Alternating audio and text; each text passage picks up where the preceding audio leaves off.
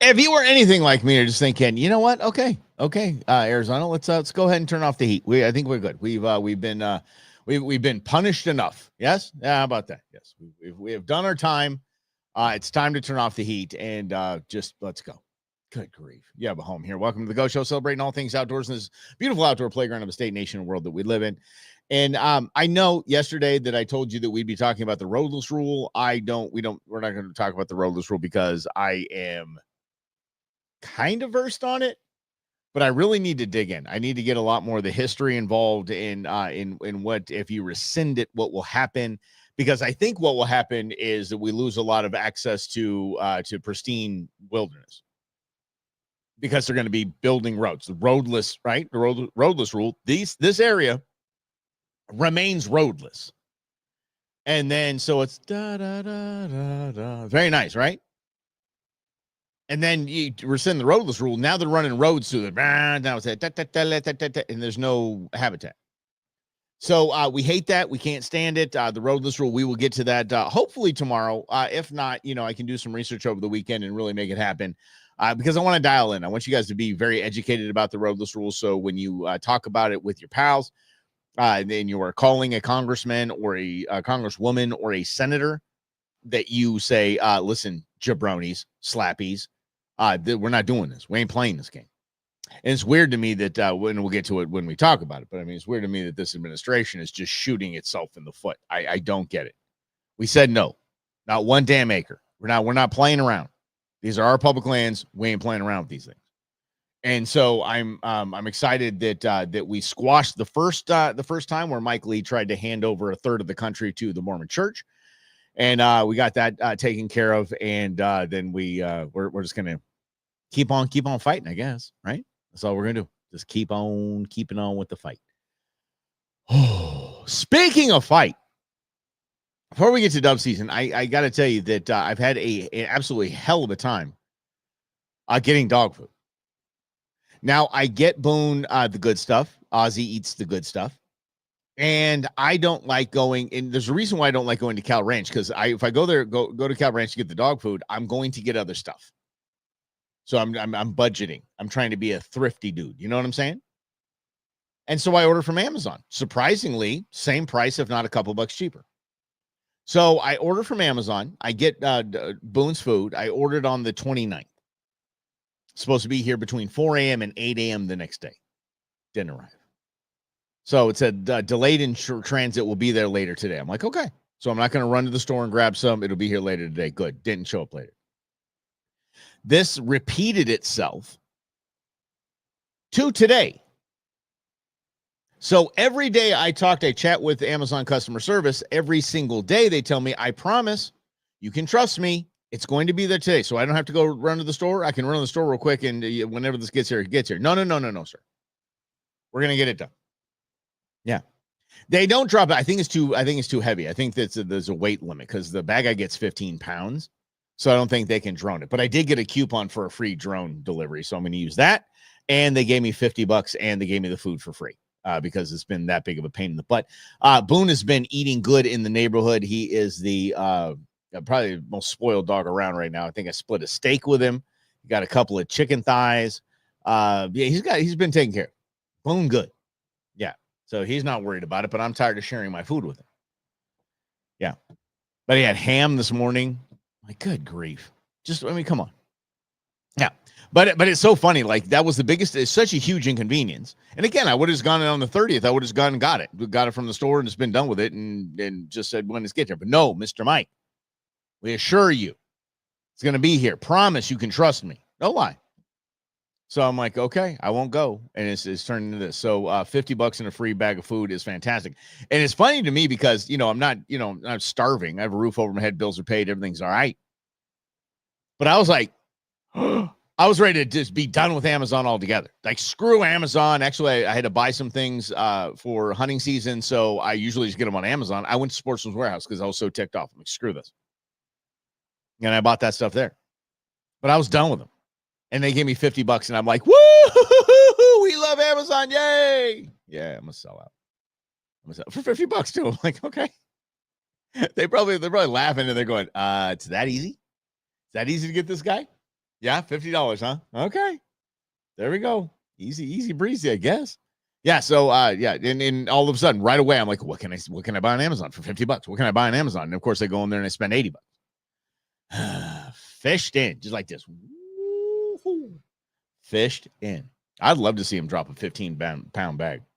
But everything I've seen the drones drop off, if you're not from the area, West Valley out of Tolleson, is where they're doing the nationwide testing. And they're about to open 4 more markets up.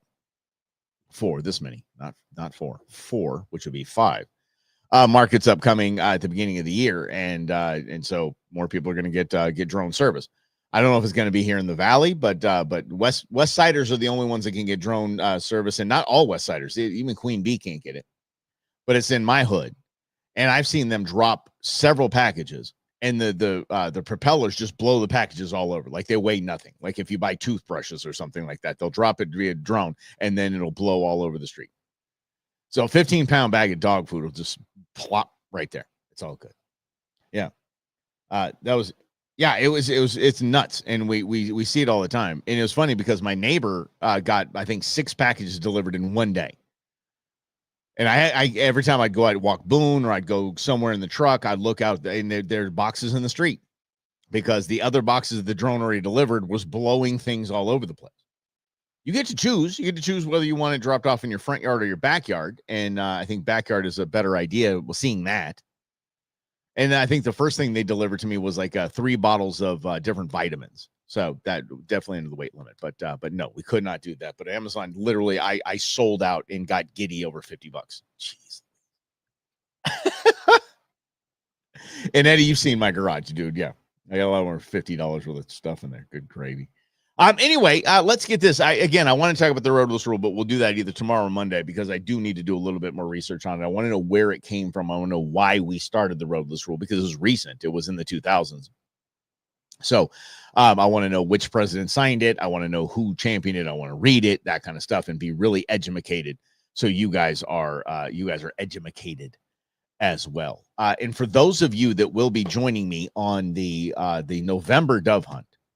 I'm very excited about that. The November dove hunt is going to be a lot of fun, even if we see a dove or not. We're just going to have a lot of fun out there.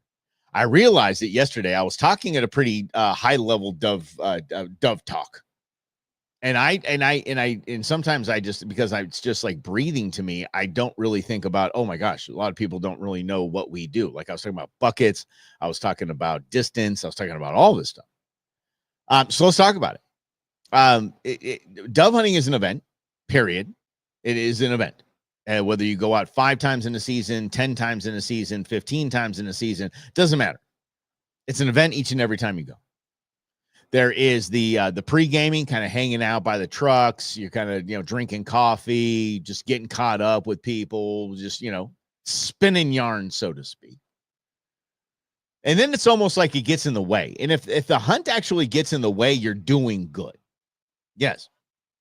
You can't force me to be educated. You're dead. I can, Brendan. I will strap you to a chair and I will educate you. Actually, Rob reached out to me yesterday. I got to get back to him. He might have had jury duty or something like that. I don't know what's going on with that kid. Anyway. But if the hunt doesn't almost bum you out, then you're not doing it. Like just hanging out by the truck until you're like, all right, guess we better go find a spot. Best we get over there. And I told you yesterday that there were 2 other guys in the field, the field that we were hunting. Now, this is where it comes down to distance, safety, and legalities. Okay? This property this piece of land went from a dirt road to another dirt road, but that dirt road had structure on it. And structure meaning a dwelling, okay, a building of any sort. Could be a lean-to. It doesn't matter. Doesn't have to have people there. Doesn't have to have a porch light on. You cannot shoot within a quarter mile of structure. Okay? A quarter mile. You got to be a quarter mile away from any house. There is. And let me ask you, hold on. How many yards is a quarter mile? 440 yards. So you get a rangefinder out there, make sure you're 440 yards away, and then you're good. Okay? So these 2 guys were set at the on the dirt road side of the field. So we need to make sure, and there was 5 of us there. We needed to make sure that we were set about 40 yards away from them. And then the next person about 40 yards away from that person, and so on and so forth. And then 440 yards away from the structure on the far side. And that's just making sure you're legal. Like right out of the gates. That's just making sure you're legal. And a lot of this you're doing it in the dark. And it's weird to me that people shoot at sunrise exactly on the minute, because you're not going to be able to ID that bird. You're not. We'll get to bird ID in a minute. But when you got to separate. Then you basically got to face the same way.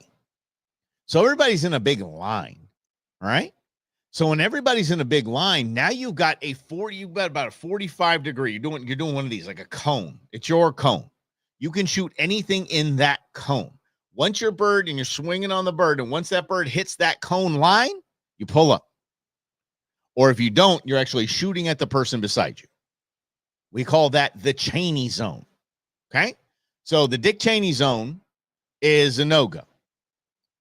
The cone of awesomeness, the cone of live fire, is where you want to stay in. And it doesn't. I don't care. And the guys next to us were, every time I think of cones in that context, Brendan, I think of Madonna back in the day. But the guys next to us were like, oh yeah, no, I shot outside of that, but I shot above you. Doesn't matter. I mean, it might be okay if you're with your buddies and stuff like that, and you guys talk about it. You're like, hey, listen, if one's above you, I'm shooting at it above you. I don't care. And then if your guys are cool with that, that's cool. If they're not cool with it, then you just kind of stick with your cone. But that is important. And it's funny, I'm going to be shooting with a blind man this weekend, and I'm going to be guiding him, and he needs to know his zone. But he'll know his. He'll know I can't go beyond here, and I can't go beyond there, and it'll stick with him, and he will stay, safety actually first with that guy, believe it or not. I don't know about Gravity. I think she's, you're talking about Gravity I thought you were talking about Madonna and the cones. No, yes. It's called Getting Rained On. It's pretty interesting to hear and feel. Every now and again, especially when you're in Gen Pop and there's a bunch of people just popping, you'll feel the pellets. You'll feel the shotgun pellets come down on you. It's called Getting Rained On, and it's not a big deal. Sometimes it is, because they're hotter than hell sometimes. But most of the times it's just, okay, you got a hat on usually, and it's just like, okay, that was quick and painless and over. It's when you get peppered, that's the problem. That's when you basically get shot at, and you get picked by a few of those little pellets. It hurts like a mother effer, trust me. So then you're safety, and you're good. You're safe, you're fine, everything's good. And by the way, you're communicating with even people that you don't know. If you see a dove fly kind of out of your range, but it's flying at the guy down the way, just tell him, overhead, coming right to you. Just tell them, talk to them. They'll do the same for you. And then you're all on the same team, basically. Yeah. Yes, being rained on is definitely better than being peppered, Eddie, because let me tell you something. Woo! And again, I can tell the story of my grandfather popping me to make sure I do not tell your mother. Do not tell your mother. He didn't care about my dad. He's like, don't tell your mom. So I did not. He's dead now. It's okay. Statute of limitations is over. He is deceased. So anyway, I'm sure he peppered her too. I'm sure when she was a kid, I'm sure all her and her three siblings probably got popped a few times. But it definitely does. It definitely does hurt. But then again, it just comes down to courtesy, comes down to safety, and you just don't want to hit somebody. I have been hunting with a guy who truly, I mean, popped someone. Which brings me to my second piece, as we're learning to what we're going to do in November. We were out in a field, and he was just swinging on a bird. And what I mean swinging on a bird is you bring the bird into your sight line, and you just kind of swing with it as it flies, and then you lead it a little bit, then you pull the trigger as you're still swinging it. He shot a bird right in front of him. And then here, and a lot of creative F words in there too. There was a man who was in full camo looking for a bird 70 yards in front of us. He was right in front of us. He saw us. He knew we were there. He was in full camo, no orange, down in a bush, and got popped. And this guy was bleeding in several spots. One even got under his fingernail. And that's scary. So that meant I had to get into the truck, get the first aid kit, and just get this guy right. Luckily, we both knew the owner of the property, so we kind of had that in common, and we're chatting it up a little bit. And he was like, "Dude, I think I got to go to the hospital." I'm like, "You got to go to the damn hospital." I mean, come on, you pop these things out, you're okay. And you do. You squeeze them like little pimples. A little pellet pops out. Sometimes you're in the shower and you hear a little click, click. And you're like, oh, crap. Those things just popped out. Because you're just going to work them out like a splinter. Yeah. Yeah. So anyway, that's it. Wear orange. There's no reason not to wear orange. None. Look, I was shooting terrible yesterday, but I'll tell you this, though. Sorry, on Monday, I was shooting terrible. But I still came home with 9 birds, and I was in orange. And our crew was wearing orange. We stuck out. But I'll tell you what, no one's going to shoot at us because we were in some bright-ass orange. In the state of Arizona, it is not mandatory for you to wear blaze orange when you hunt. It's not mandatory. It damn well should be. I know, I'm that guy. And I do a lot of things that just ignore the laws of safety. I do a lot of things like that. If Tequila Jim's here, he'll back me on that. He does the same. But he's an attorney, so it's kind of cool. Anyway, but I do a lot of things that push the line of safety. I do not mess with that one. That one are snake guards. Those two. I do not jack with that. I wear snake guards when I'm out there, not in this field because it was, wasn't even, it was completely manicured. It was basically just standing on basically grass in your backyard. So snakes weren't come running out there. But if you're in the thick, you're in around that cat's claw and all of the desert shrubbery, and you're out hunting, wear shin guards. They're shin guards. I'm sorry, snake guards. They look like shin guards, like catcher shin guards. Really, that's what they look like. But they're camo, and they go right over your shin, and you roll through, and a snake wants to bite you, and it's not going to get you. Yeah. Driving up Scottsdale Road on my lunch break, naked dude just walking up the sidewalk. Okay. Welcome to Scottsdale. And not getting political, but you have your governor and mayor to thank for that, because they needed to get them out of Phoenix, and they pushed them all to the outskirts. That's why now the West Valley is having that type of an issue. But hey, cleaned up in Phoenix. By the way, all cities do that. It's not just exclusive to Arizona or Phoenix. I told you I got hit last year by in my Gators. Yeah, but they were guarded, weren't they? Dude, it scares the crap out of you. But you're like, ha, take that. Hope it hurts your teeth, you little punk. That's what you tell the snake, at least. And then sometimes I dispatch it. I'm going to say it right now. I'm sorry. You're not supposed to, but I don't care. The thing's attacking me. It's a defense mission. I send that thing. I shoot down at it, and it still launches 12 feet in the air. Fantastic. Physics is awesome. It's like a physics lesson, especially if you're with kids. Report me to Game and Fish. I don't care. They'll know. And most of the Game and Fish guys would be like, yeah, I've done that a couple times. Yeah, it's okay. Anyway, so the safety, the orange is so important. If you're going to be in the brush, obviously snake guards. And if we go where I think we're going to go, you guys might want to get on Amazon and get some before we go. You have plenty of time. November's the time frame, and you can obviously, and all through December too. So Amazon will have them super cheap. Anyway, but that's it. This is a big thing. So I'm just basically backing it up a little bit because I was just talking kind of at you all have been out there hunting with me kind of level yesterday. And I just want to make sure that we're good there. Bird ID is what I want to get into just real quickly. This is just the basics of dove hunting because we're in dove season. So the bird ID is huge. There are 3 types of dove that you can hunt right now. Okay. They're the mourning dove, and it's mourning, not morning. So it's mourning because the sound they make sounds like they're wailing, like they're crying, like they're in mourning. So that's why they're called mourning dove. There's the white-winged dove, like Stevie Nicks told us, just like a white-winged dove. And then there's the Eurasian banded collar dove. This is the guy that's the size of a pigeon, and they have a black band going right around the back of their neck. And you can shoot as many of them as you like. They're invasive. They're pieces of garbage. They're Eurasian doves. We call them Euro trash. They're delicious. Oh, my gosh. Dove breast is like this big. Eurasian dove like this. Yeah. Yeah. So it's good. Physics lessons. Yeah. See what did I say? Sorry, you're gonna learn. You'll learn, Brendan. Every now and again, you're gonna learn. Was it? Oh no. What did I just say? Queen Bee showed up. What did I just say? Did I say something bad? No. I don't know. Whatever. Dang it. What was I talking about? See, I was trying to back it up, and that now Queen Bee just put all she put is like the cry faces. What is she talking about? Oh, she was talking about the dove. That's why, because she was talking about that. She loves Eurasian doves. That's her little love dove. She loves some Eurasian dove. She's a big fan. And sorry, I have to keep my phone on because I have a handyman coming to replace a toilet. Anyway, see here. Mourning dove found easy grist. You find mourning doves in the morning wood. Yes, I got you with that, Queen Bee. I apologize, babe. But yes.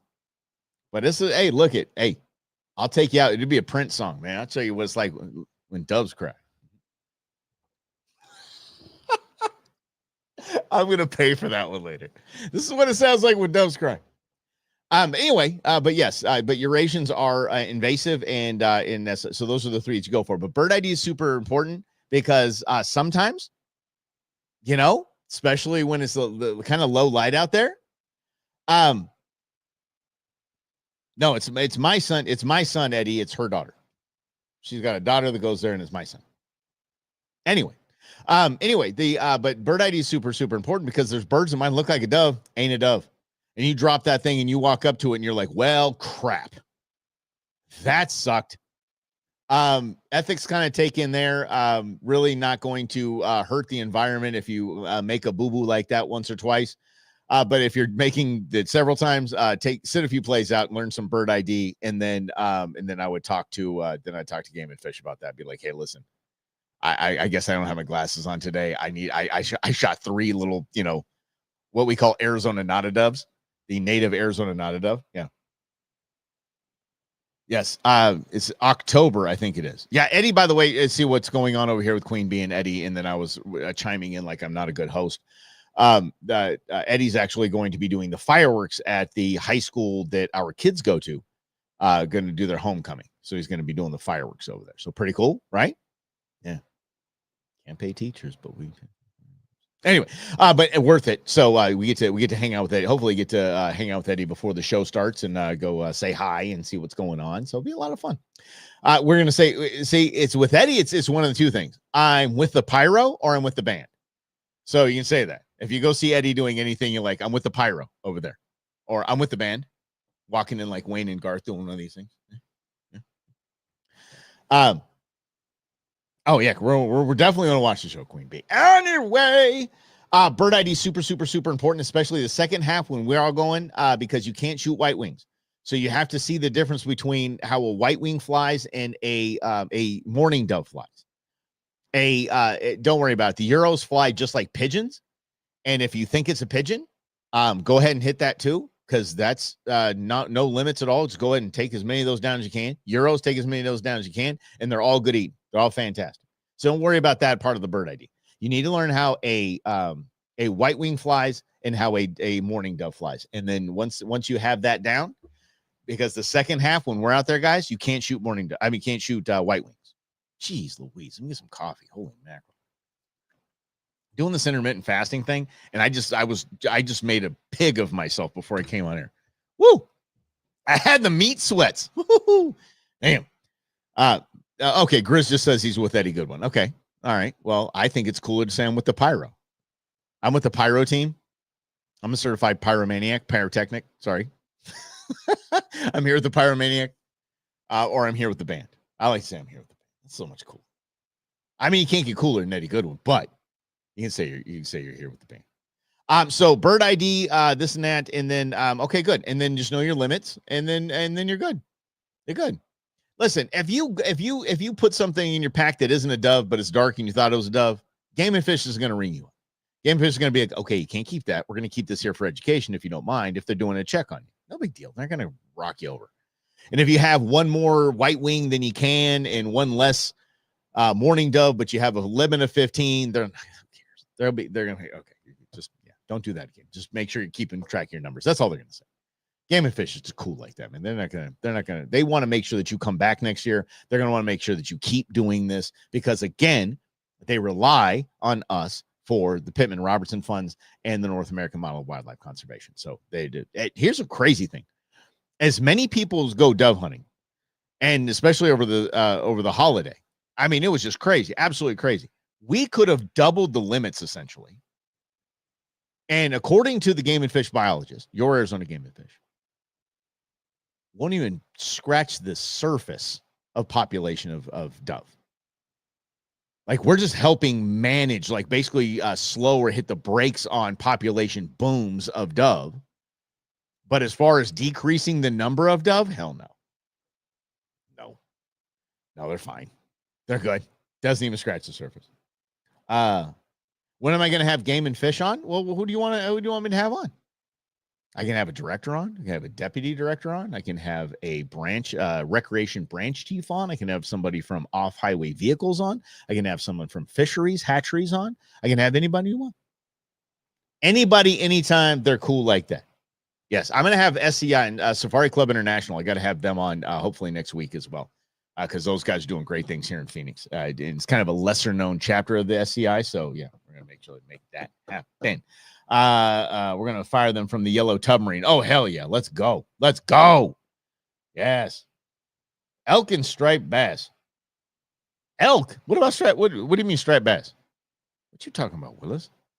An elk and a striped bass. Are you starting a joke? So an elk and a striped bass walk into a bar.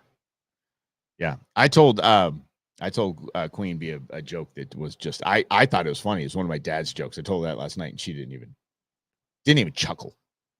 Didn't even chuckle. Just looked at me and just like, I'm like, I got a whole book full of them from my dad. Don't worry. You have years of this ahead of you. Yes. Oh, dude. Grizz just threw me on blast. Grizz. All right. Okay. There might be hazing involved in our hunt. There might be some hazing involved now. Threw me under the bus. Yes, I did forget. I sure as hell did. You know how many times I forgot? Twice. Actually, 3 times if you count Queen Bee and our contractor Shannon, who told me to get it to you. That's the first one. Second one, you asked me about it. Third one, you reminded me about. So I guess this is 4. I'm not. Queen Bee can get it to you now. Mm-hmm. Yeah. Can we finish talking about dove season without getting thrown under the bus? Damn it. And finally, it's obviously it's check your numbers, make sure you guys are staying within the limits, and then it's see.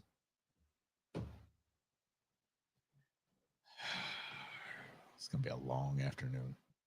A long afternoon. Like my whole schedule just changed. I'm gonna get a question out. Did you remember this? Did you remember this? Did you remember this? Yeah. And echoed, yes. And I echoed that sentiment. Thank you so very much. I'm gonna stop the show now. We're done. Finally, I'll say this. There's basically 2 things you can sit on. 3 things. If you bring a small chair, that's fine. If you bring a cooler, that's fine. If you bring a bucket, that's fine too. That's what people sit on. I don't like sitting. I just don't like sitting. It's like going to Catholic church. You're like, stand up, sit down, stand up, sit down, stand up, sit down. No. I just like to stand and just wait. Just hang out. Yep.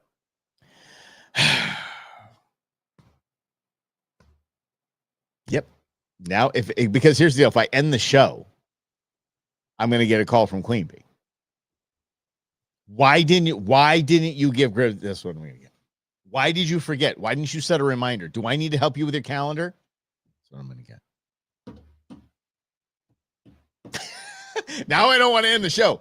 I don't want to end it, but we have to end it. Okay, fine. We'll end it. You guys are fantastic. Hopefully tomorrow, let me do a little bit more research on the roadless rule, and I'll get some notes together and get some bullet points together, and we can really talk about that. That one did sting, Eddie. It did just a little bit, but it's okay. It's okay. It's okay. Revenge is a dish best served cold. Remember this. I had a joke I did. Didn't I have I had a little prank I was going to play on you at the Conservation Cup. Maybe I'll do it this year.